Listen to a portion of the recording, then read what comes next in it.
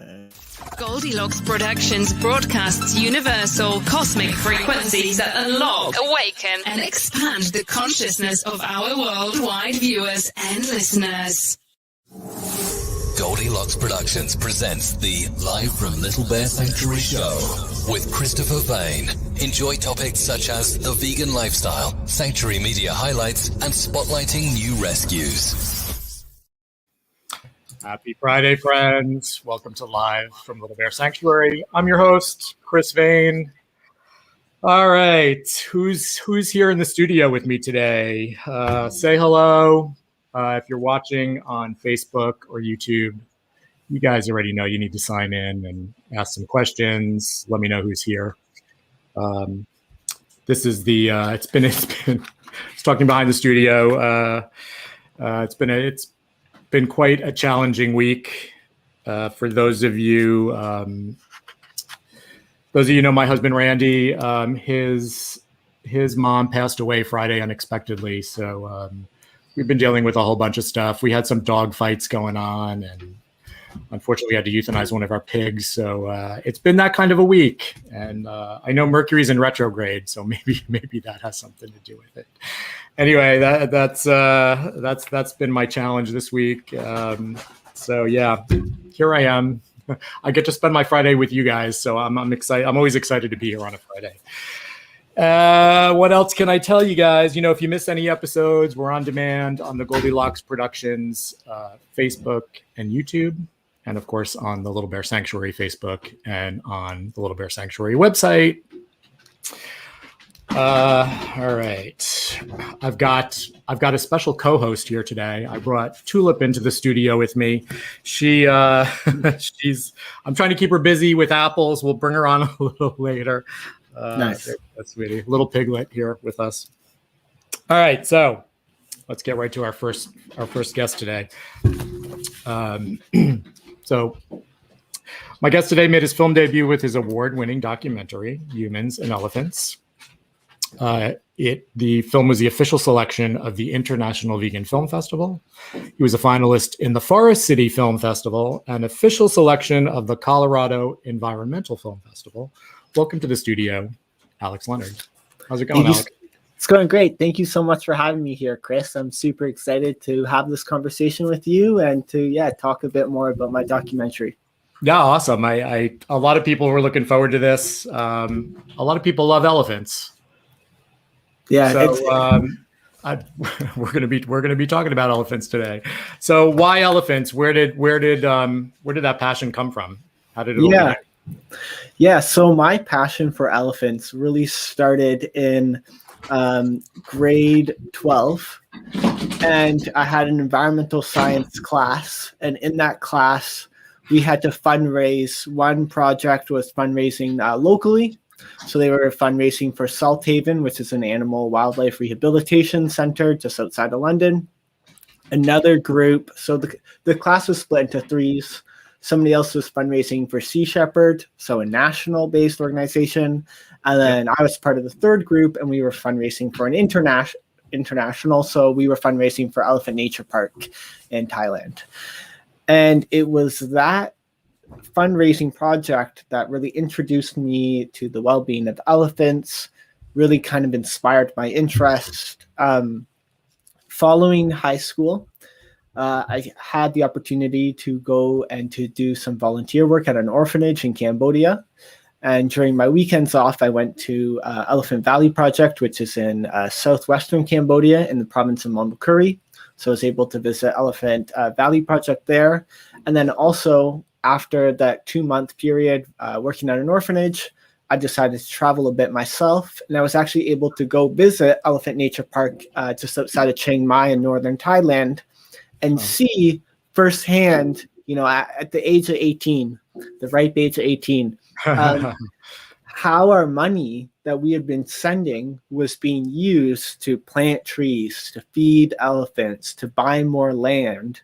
And so going from, selling packets of gum with elephant backs on them on bake sale in your high school to a few months later actually being with those elephants was a very eye-opening experience.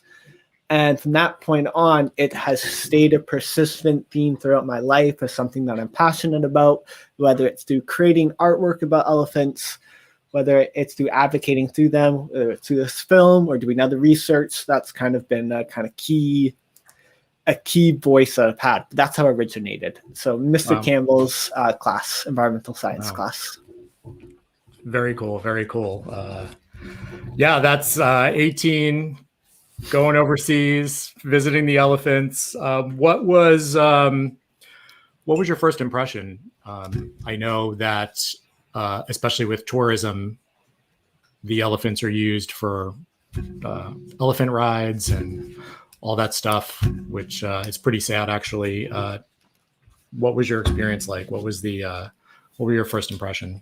Yeah, it's a good question. So my introduction was really Elephant Valley Project. So in Cambodia, and in Cambodia, at that location, which is a sanctuary, you do not ride the elephants. You do not touch the elephants at all times. So they have domesticated elephants that are once street elephants that have come here to live the rest of their life in the sanctuary. Mm-hmm. Probably very similar to the work you do with Little Bear Sanctuary. And then they also have in that park completely wild elephants that have lived in this 300,000 acre park area that they protect, that have been wild the whole life. And those elephants you have to keep 20 feet away from, or 20 meters, like even further. So quite a distance. And so with that experience, it was nice to see them at such a distance. And I learned that if you are within, say, 5 feet or 5 meters within an elephant, their vision isn't great. So they can actually be quite stressed out. And it can, that's why we keep that distance at that location. I didn't know that one. And having gone from there to then the Elephant Nature Park, Elephant Valley Project is still pretty small. You know what I mean? Like I was in a group of size, so like 10 people. It was quite small. Going to Elephant Valley, Elephant Nature Park in northern Thailand, like a few weeks later, it felt very larger, and people were very much more like feeding the elephants over railings and getting close to elephants. And so I had an interesting experience because I wasn't on, like I came with like a group, but then I met Jody Thomas, who is one of the co-founders, with Lek and Lek's husband, Derek, for those who know those individuals at that park. So I spoke with Jody and actually spent the whole entire day with Jody, her walking through and explaining things to me. And that was one of the first things I brought up to Jody, is I said, well, why are we so close? Like, why are we able to touch the elephants here? Because from what I heard, like just a few weeks ago, like this is a stress point for them. No. And she was like, thank you for bringing this up. And I don't even know if I should be saying this, but between me and you, like just a candid conversation, I think it's probably important to say. She had actually said to me right then and there, she's like, Alex, if we could go back in time and do what Elephant Valley Project is doing, because he's like, I know, we're like close communication. She's like, we would do what they've done. We have built an experience here at Elephant Nature Park where people do get to feed the elephants, get up close with them. And she says it's come to a point where they're almost desensitized to it, but that's the experience that we're offering. And to change that, it almost goes against the grain. It goes against the experience that we've built up and what we're known for.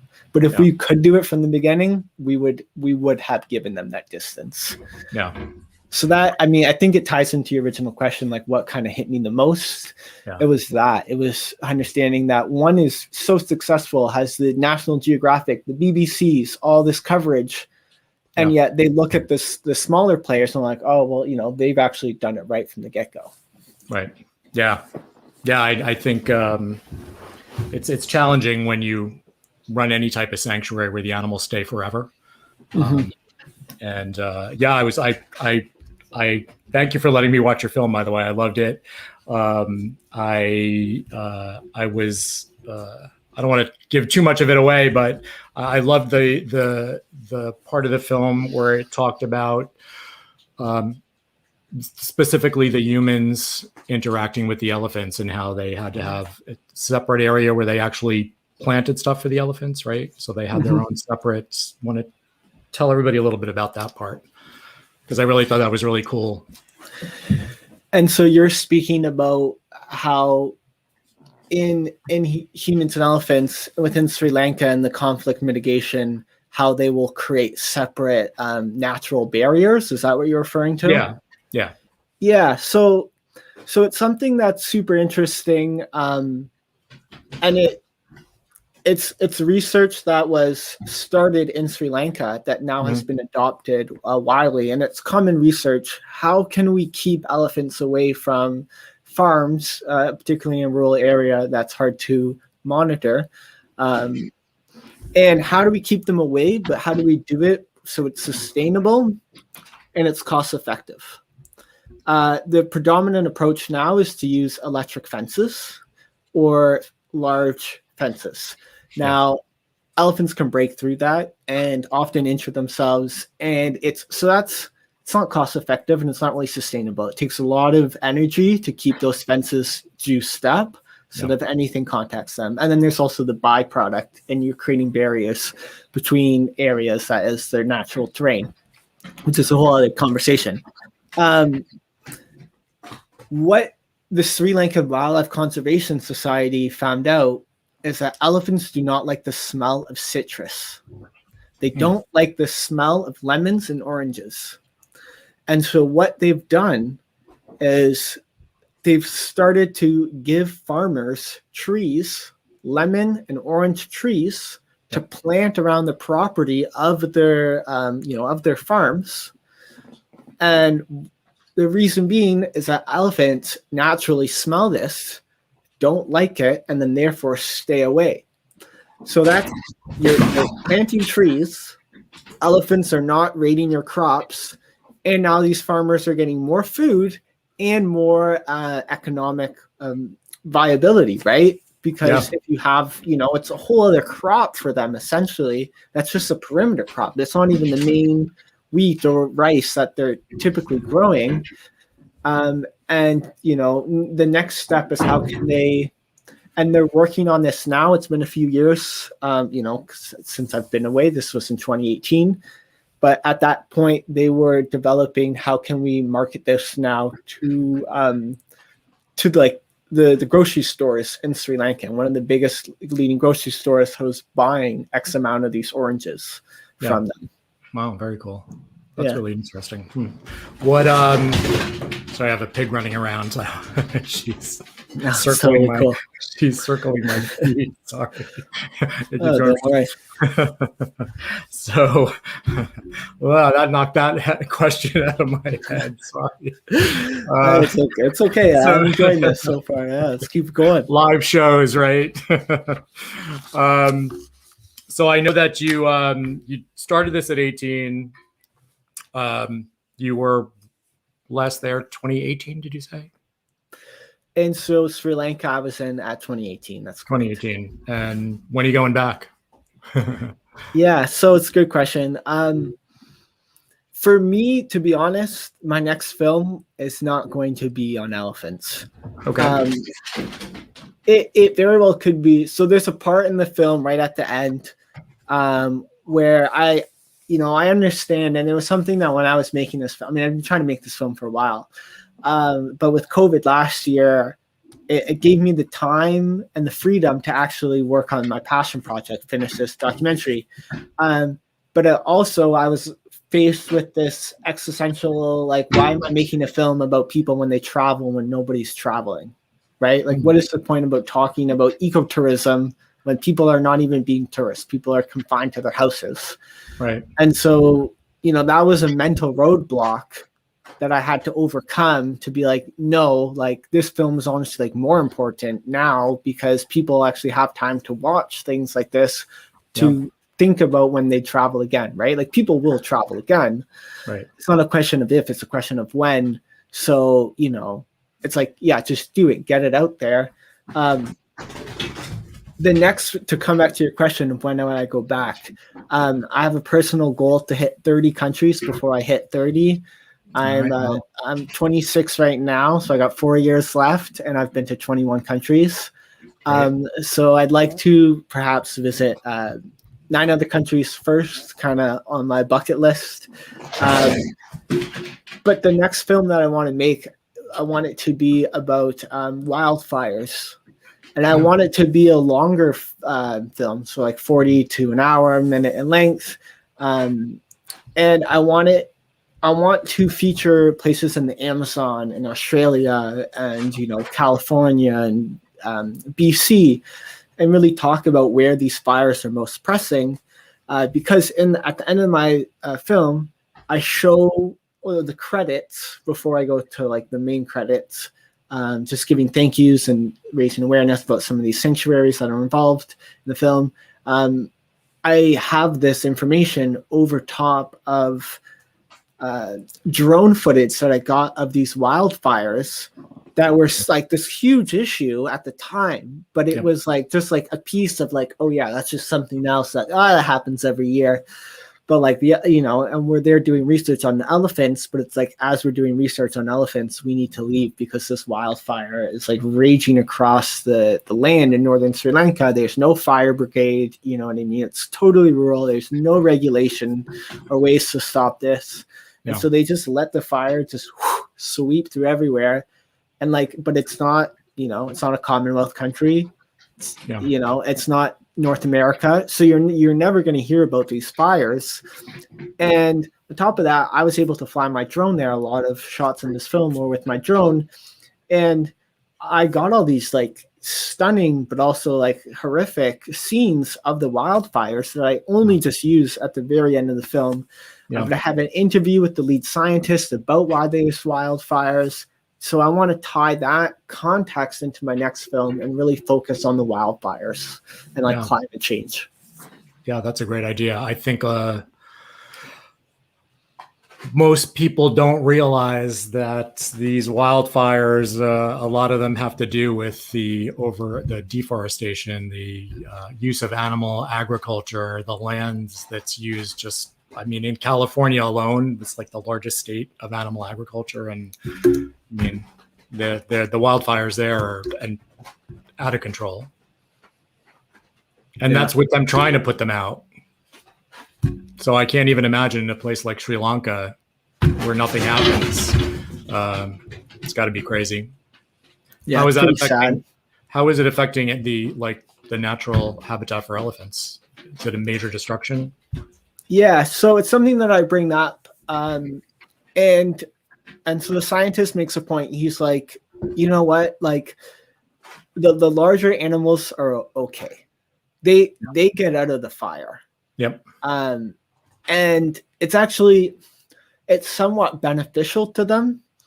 And, so I work 9 to 5, like I have my AO media production, video production company outside, and technically Humans and Elephants, like I branch out as part of the production company, but my 9 to 5 is with a forestry company. And so we support sustainable forestry. And the problem is that when you don't have sustainable forestry management, when you don't actually have someone actively managing and taking care of a forest, that's when a forest can become literally a tinderbox. And that's when you have, trees that grow old and then they die. And then if they're not taken out, then they become literally just kindling, waiting to go. Right. And so you see that in Sri Lanka, where you have these old forests and these old jungles, right? The larger wildlife like deer, leopards, elephants, right? They can all escape the fire. Yeah. Right. To a certain point, they can just go to the next jungle until that jungle is burned. Right. There's obviously a lot of diminishing returns here, some sort of fancy term for this. It's the smaller wildlife. It's the rodents. It's the birds. It's the insects. It's the reptiles. They are the ones who get burned. They can't get out. So that's where we're seeing more of fire damaging wildlife, is in the smaller sentient beings, rather than the larger animals. They will be good, and they almost need the fire. Yes, this is the point I was going to make.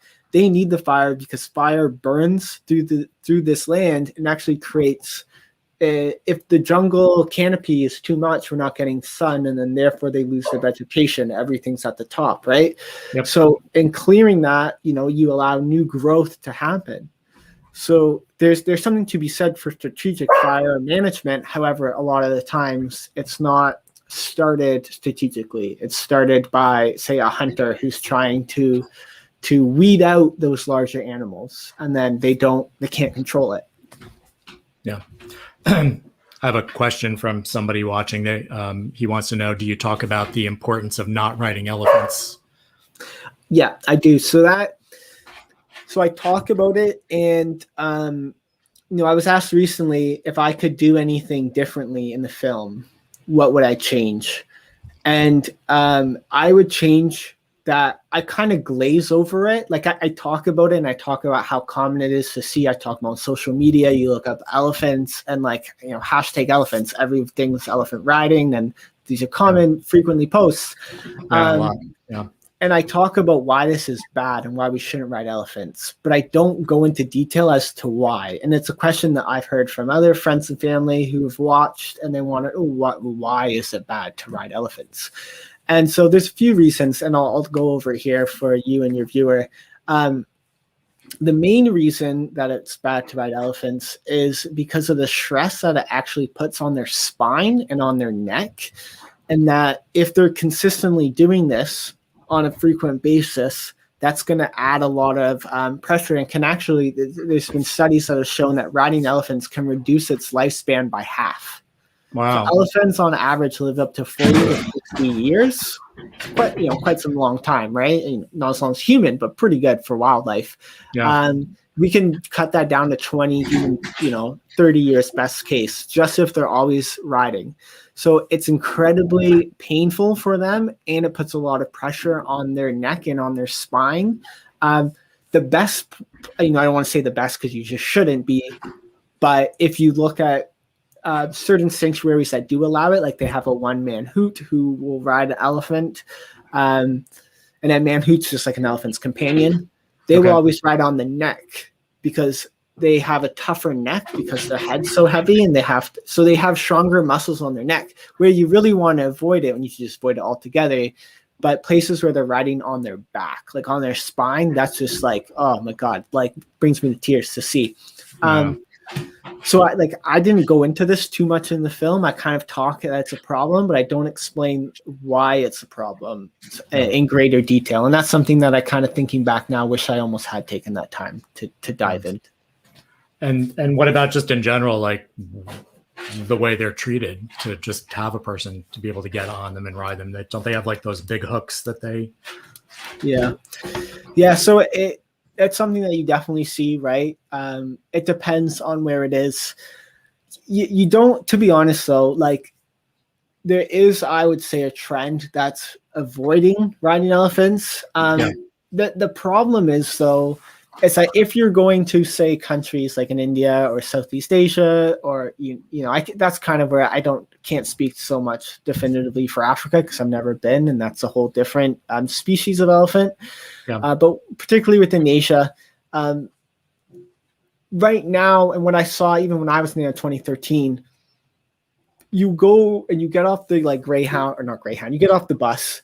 And, there's somebody there, hey, you want an elephant ride, right? They come up and they're trying to sell you an elephant ride. Or they'll try to sell you on, hey, come on this majestic walk to the local waterfall, no riding elephants, because they knowing that as Westerners, we are, saying, no, we shouldn't be riding. Everyone tells me I shouldn't be doing this, right? Some people still just do it because they're ignorant to this kind of thing. But here's the problem with those experiences, and why I would advocate to always go to an actual sanctuary and not to just take the elephant. And it was explained to me actually by Jody at the Elephant Nature Park. What happens is you see an elephant and they're captured in the wild, their spirit's broken. And so that means they're kept in a small box, right? And they kept there until they essentially break the elephant's spirit so that they do succumb to commands. And that family, so you will have a family who passes the elephant along year after year. Oh, wow. And what happens is if you were, say, a small rural family kind of near, say, a more popular destination, you may get that elephant for 1 year. And it could be not 6 years because it has to go through all the family members in different provinces and things like that in these countries. Yeah. If you only have it for 1 year out of every 6 years, you're going to try and maximize the amount of profit as possible by getting that elephant every single day to take tourists, to walk up the hill, to come back, to carry people on its back, right? Yeah. You're not going to give the elephant a break because this year you're making good money from working with tourists as opposed to maybe traditionally you're in the farm. That elephant never sees a period of rest because they every year are going from family to family to family to family, and each family is always trying to capitalize on this labor. Yeah. And I think we also have to understand, like, it's very easy for us to criticize that behavior, but we don't have the same, they have different opportunities, right? Like we're not in the same different culture. Yeah. Totally different culture, totally different, economic stability, political stability, right? Yeah, so, I don't blame these people who want to maximize the best amount of their revenue through, I don't want to say animal exploitation, but that's essentially what it is, right? Yeah, absolutely. But it's like, you have to understand the greater system in which we as tourists are normalizing this. Yeah. And so, knowing that it's like, well, that's not even, they should never really be with these families in the first place. Like, so spend your money, even if it's not riding elephants, still be wary of that kind of one-off experience. And that's why I say, like, find the sanctuary, find somewhere where, they're actually caring for elephants long-term, and it's the elephant's well-being is forefront. Yeah. Absolutely. Yeah. I guess, you're in Canada, I'm in the US, we have a different lifestyle. We have a different culture. It's to know that an entire family's life is, put on this elephant. It's really, how do you, the only way to break that is by us being more responsible and not partaking in it. Mm-hmm. So yeah, interesting. I didn't know any of that. Thank you. Yeah. So you're very accomplished. You got your master's in environmental sustainability at Western University, and you say London, but you're London, Ontario, right? London, Ontario. That's correct. Yeah, right. Yeah, you never know, right? Yeah, you never know. You don't have the British accent. I knew you were from Canada. I love where you're going with the wildfire thing. I think, wow, it's especially the past 2 years with the Amazon rainforest just burning to the ground. I think you've got something that could be pretty amazing there. Have you been to the Amazon? Never. I've never actually been to South America, and it does make me a bit nervous. I studied abroad in the UK, and I took a course called Broadcast Journalism Ethics. And they told me in that class, we had a speaker come in who works with protection for journalists. That's like, they're like a security, essentially. Okay. It was just a guest speaker. And they said that their number one spot journalists are being killed is male political journalists in South America. That's, like, statistically speaking, the highest probability if you are a journalist where you're going to be killed. And so I'm like, I want to, and that's just right. Like, you go there, you try to make a film about wildfires and deforestation, and you don't know, which cattle farmers I'm going to piss off who are going to send somebody after me. Right. So, like, absolutely. Maybe I start with our shit, so that's kind of a little bit, but I also think, like, you got to take risks at times as well. And, you be safe. Like, people do it. It happens. Yeah. People go there and report all the time. So you'll need, like, some local bodyguards or something. I don't know. Yeah. I don't know. And maybe, maybe you just are respectful. I don't want to, speak in general here. Or anything. Yeah, no, I but that's kind of my next 2 year, 3 year plan, maybe even the 5 year plan is to make that film. I want to also see if I can get government funding behind it as well, like to help pay for those flights, like get some money from, I don't know about the US, like from a Canadian context, there's things like Ontario Creates, National Film Board of Canada, things like this, right? Probably similar agencies in the US. Very cool. You're vegan? I am. Yep. I've been How long you vegan been for 4 years. 4 years, awesome. I know you told me your whole family's vegan, right? My whole family is, yeah. That's My whole family is, even like the cousins, and we have like a food Facebook. Shout out to the Leonards and Boyd families. Yeah. We talk about veganism a lot here, and we have a 21-day vegan challenge coming up, and I always tell people the hardest part about being vegan is your friends and family. So it must be amazing to have their support and everybody on board with that. That's got to be really amazing. Yeah, it's so good. And I mean, like London, Ontario has a really strong vegan community. Like there's a lot of vegans in here being like in the city, and Canada as well. Like for me, I think, friends and family is hard. I think also it's like when you eat out and certain I mean, a lot of friends. So if I go who aren't, say, like core friends, maybe sometimes will question that decision, being a vegan, or people will make jokes out of it and things like that. But like always, right? There's always somebody. Yeah, there's always someone who's going to make some stupid comment. But like I don't know. I try to not let that stuff kind of weigh me down. And I mean, I was saying it right before in kind of the backstage here, but like, I think vegans do get a bad rep for sure. Yeah, they definitely do. And at times, though, I feel conflicted because I don't want to continue to that bad rep, but I also want to help educate people. Right. And not just be, a passive vegan who's not, or always a vegan who's speaking to the choir. Right. Right. Yeah, like it's easy that's a for huge me. problem. I see that every day. Yeah. It's like, I don't need to see the animal slaughter pics. I don't need to, I'm already on board. Right. So, and then like you said, the opposite is, are you the annoying vegan that people are just like, ugh,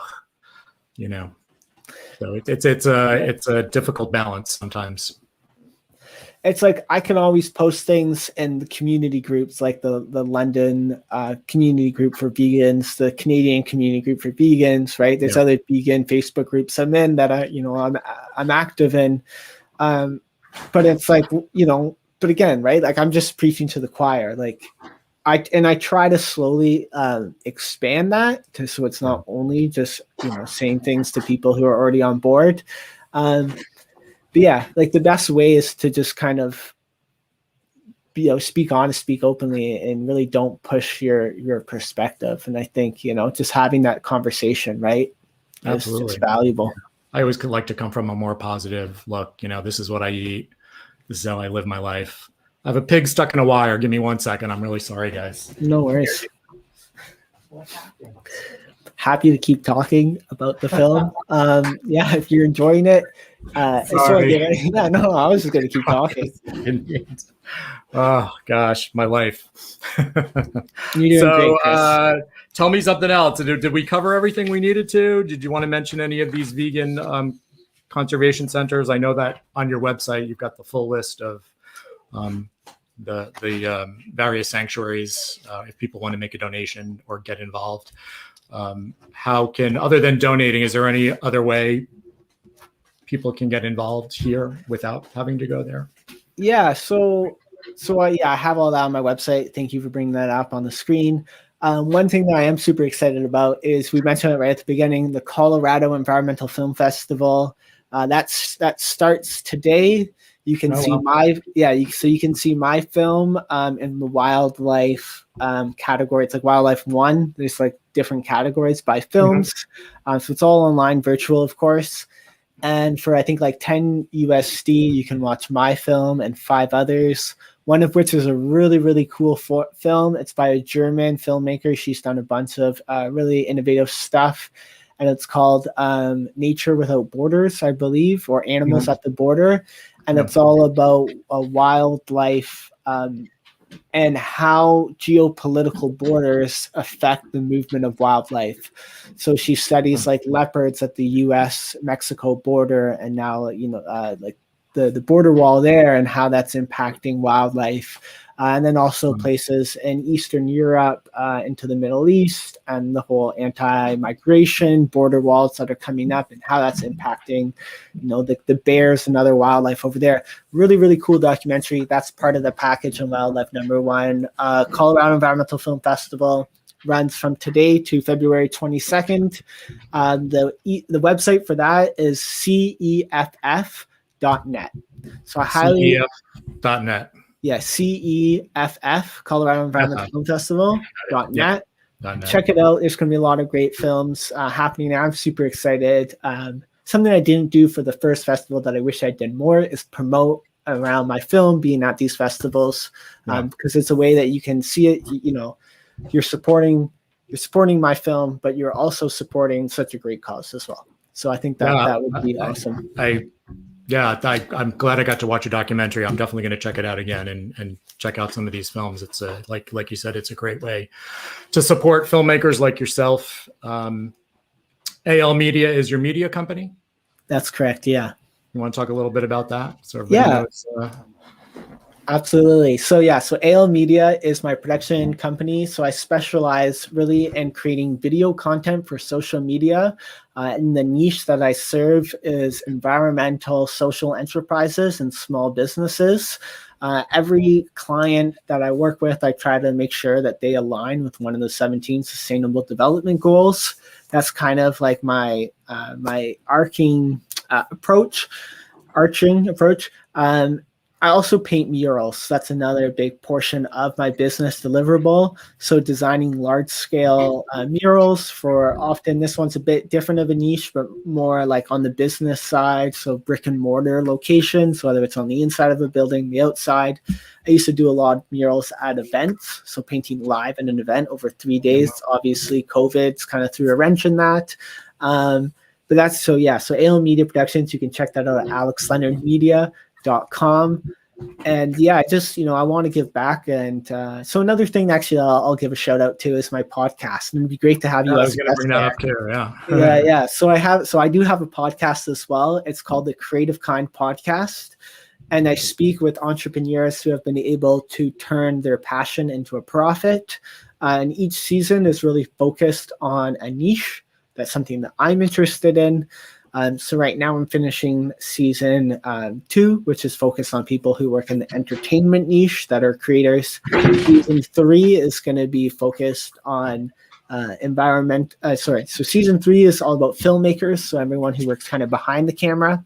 Mm-hmm. Season 4 is going to be founders and CEOs of companies. And then season 5, I plan to be environmentalists. Very cool. I have to check it out. Yeah. All right. So new episode every Thursday for that myself. Every Thursday. All right. Thursday. And all this is on your website. Yes, you can find everything on my website at Alex Leonard Media. You're on Instagram, you're on Facebook, you're all over the place. I'm all over the place. If you want to connect with me, the best way is probably LinkedIn or Instagram. And you can find me on LinkedIn at Alexander Leonard. And then on Instagram at Alex Leonard Media. Awesome. Yeah. Anything else you'd like to talk about? Did we cover everything? Yeah, I think we covered a lot. I'd like to hear a little bit more about you, Chris, but I know it's my interview, so this is your interview. Yeah. I'd like to learn a little bit more about your show and about the work you do at Little Bear Sanctuary and how you started this live stream. I think that's been cool. Gosh, I'm being interviewed now, huh? Yeah. I tell everybody, I sort of feel like I've come like a full circle from when I was a young little kid, because I'm old, and I always wanted to be a veterinarian. Ended up in human healthcare. Go figure. Did that for a long time, and my parents retired to Florida. I'm the only child, so I moved down here in 2003. Kind of burnt out in the human medicine field. Did a lot of, I was the director of an HIV/AIDS clinic in East Harlem, poorest part of the country.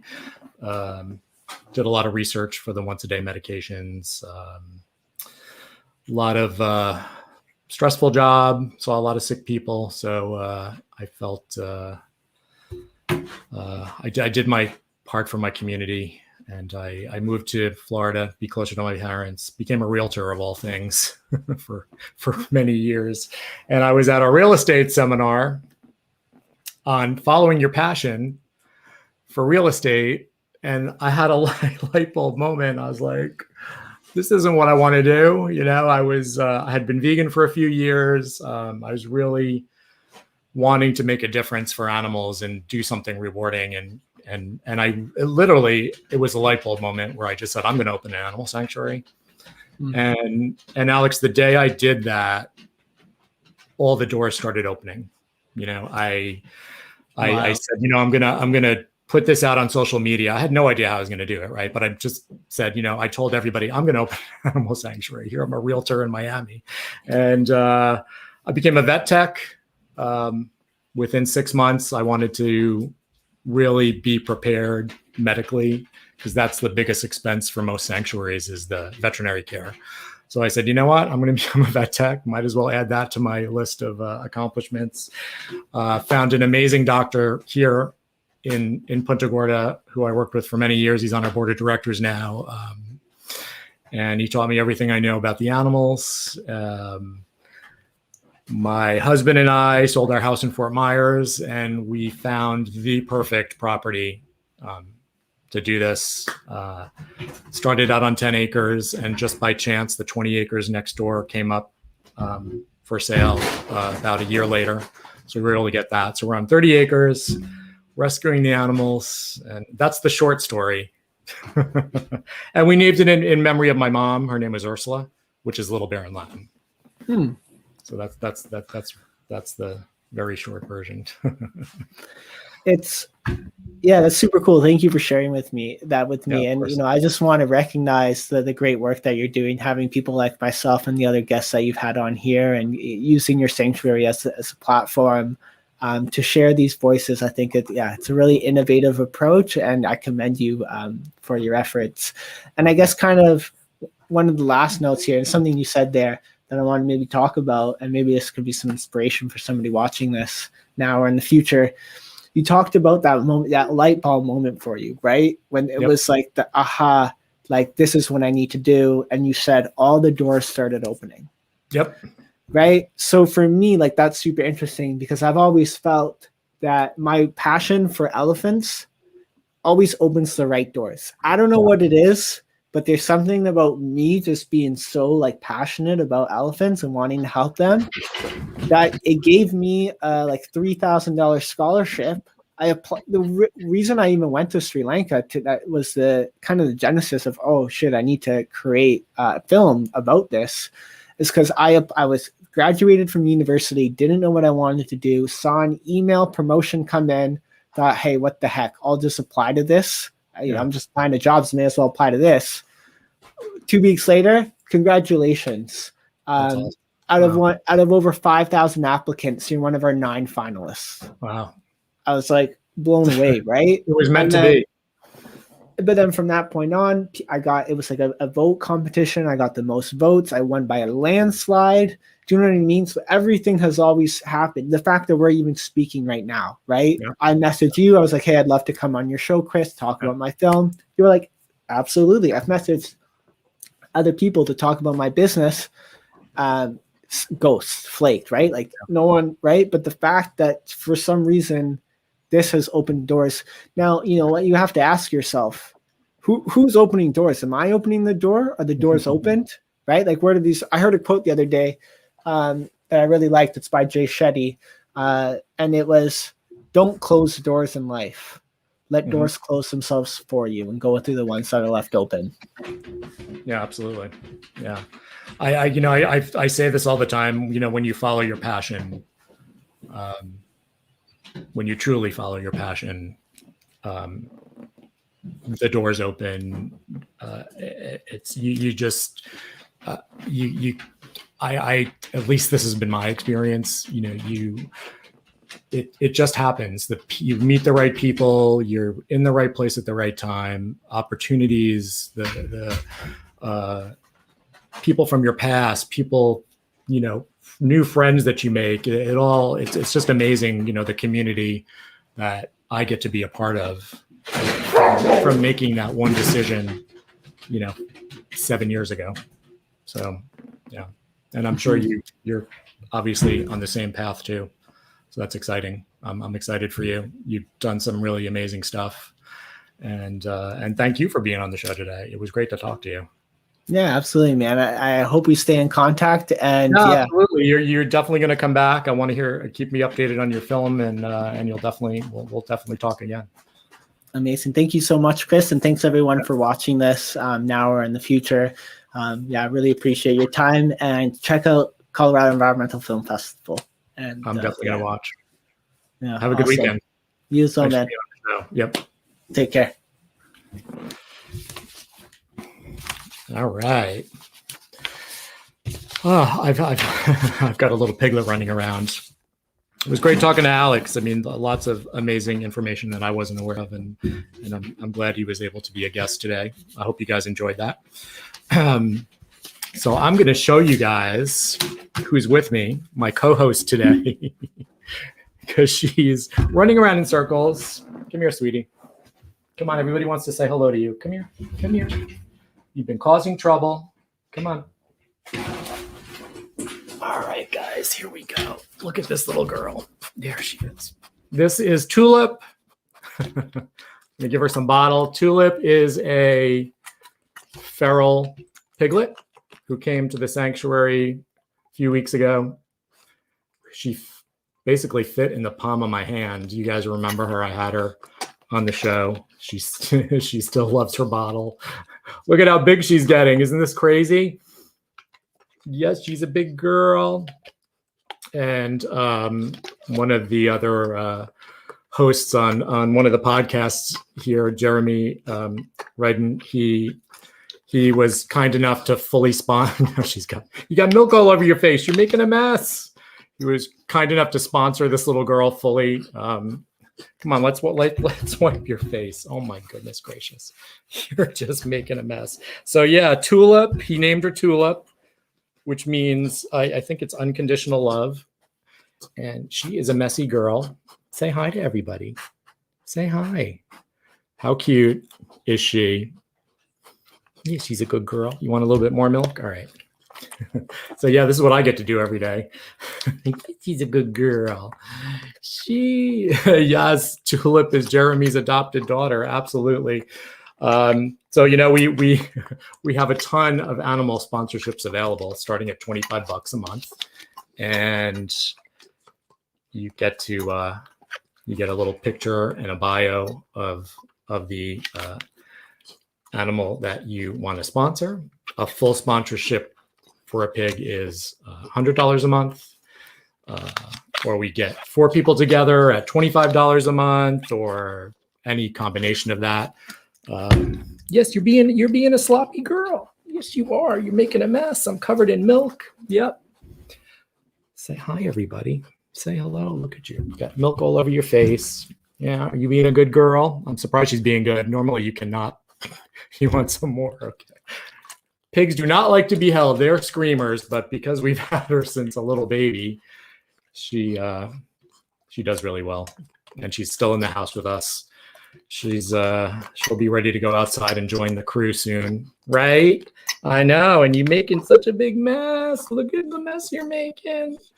Yes, you're making a mess. You're a good girl. Yes, you're a good girl. We love you. We do. Yes, you're such a pretty girl. You going to sleep? You going to sleep? You are? Yeah, everybody's watching you. Everybody's watching. Everybody's watching. Yeah, say hi, everybody. Say hi, everybody. Yes, you're a good girl. Let's wipe your face. Yeah, I know. I love you. I do. I love you. You're my good girl. I love you. Yes, I love you. Thank you for the kisses. Thank you. Yeah. All right. You want to run around? You can run around.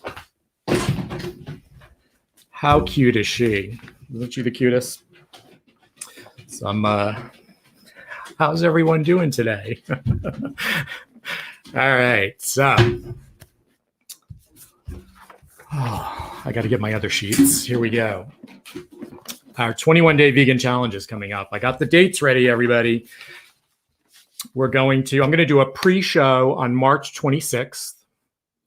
And what I'll do is we'll talk about all the stuff we need, the materials, the prep work. We'll do some general discussions. I'll try to have like a ton of different guests over the 4 weeks to help us along, to share recipes, keep everybody motivated.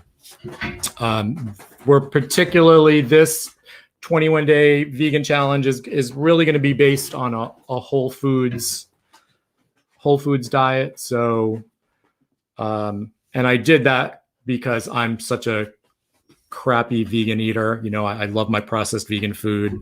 It's so easy to run to the supermarket and buy a Beyond Burger and all the hundreds and thousands of different pre-prepared burgers, and got ice cream, you name it, you know, it's all out there.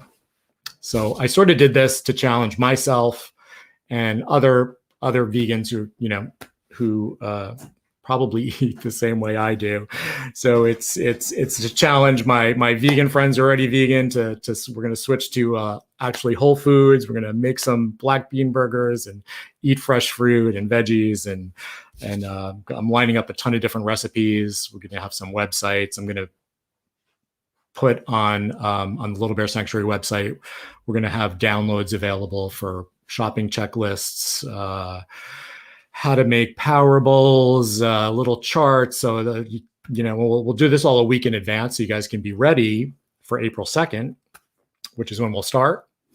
And each Friday we'll check in to see how everybody's doing. We'll like I said, we'll have a ton of different guests, and it'll end on April 23rd. And 21 days, it's easy, right? So easy. And also another reason I'm doing this is because it's affordable. If, beans, pasta, fresh fruit and veggies, tofu, legumes, it's available to everybody around the globe. Now, I'm not going to hate you if you buy some Beyond Burgers and go that route. Whatever helps you guys make that shift in your life, whatever it takes, I'm here to help you guys. If you want to buy the already made veggie burgers, do it. If you don't think you can we're really going to go sugar-free, oil-free, that kind of stuff. I'm personally not giving up the caffeine. Sorry, guys. I just can't do it. It's my final, it's my drug of choice, is caffeine, and that's how it's going to stay. But if you think you can give up the caffeine, great. I'm going to try to do it alcohol-free. Of course, a glass of wine is perfectly okay. But for this 21-day challenge, we're really going to try to eat really, really well. And that's something that I don't do.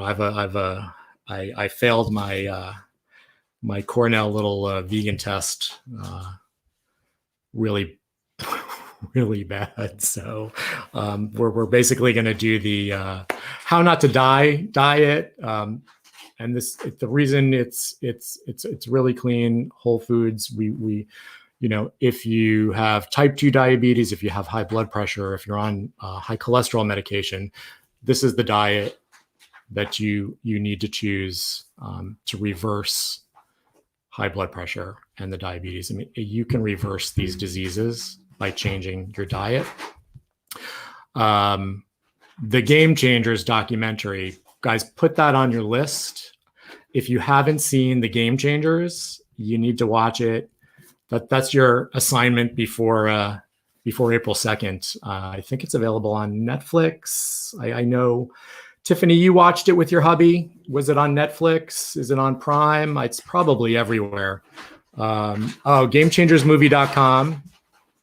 I'm assuming there's links there to how to watch it. And if not, probably right there on the show, right on the website. All right. What else can I tell you guys? You know how to reach me, info, littlebearsanctuary.org. You guys shout out to me on Facebook, Instagram. You guys know how to reach me. A couple other things. I got to say a big thank you to the Winter Garden Presbyterian Church here in Port Charlotte. They have hooked us up weekly with fresh fruits and veggies for our animals. How amazing is that? I've literally fill up my truck every Thursday. I love you guys. I love my community. Thank you guys so much. This means so much to have fresh veggies for the animals here, and I'm really excited to continue our partnership. That's the Winter Garden Presbyterian Church in Port Charlotte. You guys are great. Thank you guys so much for this. My birthday, February 23rd. I have my birthday fundraiser up on Facebook. Yay! You know, we had some big hits to the budget in December and January. Oh God, the pig is chasing. Come on, sweetie, calm down. The camera's shaking. The pigs are running. Hi, all right. It's okay, sweetie. So yeah, birthday fundraiser is up on Facebook. We, as some of you, I know I talked about it on previous shows, the Charlotte County required us to get a special exception for the sanctuary.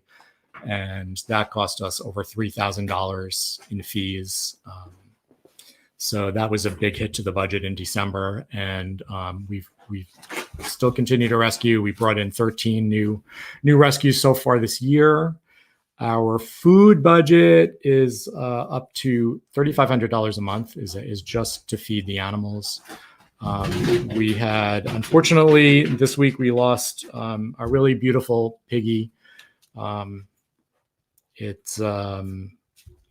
She was a very special pig. She was 12 years old. She came from a pig farm in upstate New York.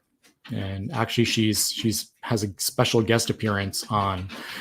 There's a documentary called "The Last Pig." You may have seen it, and it's about. I think his name is Bob Comis. He was a pig farmer, and he decided one day that. Come here, calm down. Come here. Oh my God, she's running around like crazy. Calm down. It's all right. There we go. So he had a pig farm. He made the connection to the animals, and he was able to get the pigs to various sanctuaries. He stopped pig farming, obviously, and great documentary. And so we've got two of his pigs, now just one, Paul and Christine. Christine passed, she had to be, unfortunately, she stopped walking a few weeks ago. She couldn't use her back legs anymore. We tried everything we could, a lot of money in. Unfortunately, she had to be euthanized 2 days ago. She was an awesome pig. It's been a challenging 2 months. So we're looking to raise $5,000 total. And, a $5 donation from all of my friends would surpass that by 10 times. So if you can afford it, check it out on Facebook. It's Chris's birthday fundraiser. You can't miss it. I'll share it on the Facebook, Little Bear Sanctuary Facebook, so you guys can check it out. Thank you to everybody who's donating on a regular basis. You guys are awesome. We have done so many amazing things in the past 4 years since we opened because of you guys. This is your sanctuary. I'm just the facilitator here. We're a nonprofit. All the money that you guys donate goes directly to the care of these animals. I got a minute left, but we've made some really amazing changes to our board of directors, which I was going to announce today, but I'm going to go down the list really quick. New board president, Karen McCarthy. Yay. Love you, Karen. Thank you for doing this. I'll be myself and Randy are going to be stepping down. I'm going to still be the executive director here, but our board is going to run as a board like it should. And we're at the point where that needs to happen. So Karen McCarthy, love you, sweetie. She's going to be our board president. I'm going to remain acting vice president for a couple months till everybody's up to speed. Randy will be stepping down, and he is going to remain director of operations. Jamie from Prana Run, who's been a board member for a few years, she is going to move into the board secretary position. And we're adding 3 new board members: Felicia Greenfield, Rescue Men, check her out on Instagram; Jamie Lynn, co-owner of Sugar Taco in LA; and my incredible producer, Tiffany. She's also going to come up on the board with us. So we're really excited. My guest next week is an herbologist. His name is Steve Sietos, and I'm excited to interview him next week. I hope you guys have a great weekend. We love you guys, and that's the end of the show. Remember, peace begins on your plate, guys. Have a great weekend. See you next week. Don't want the fun to end? Grab more refreshments. Then head over to the Goldylocks Productions YouTube channel. With the huge selection of shows, the fun doesn't have to end.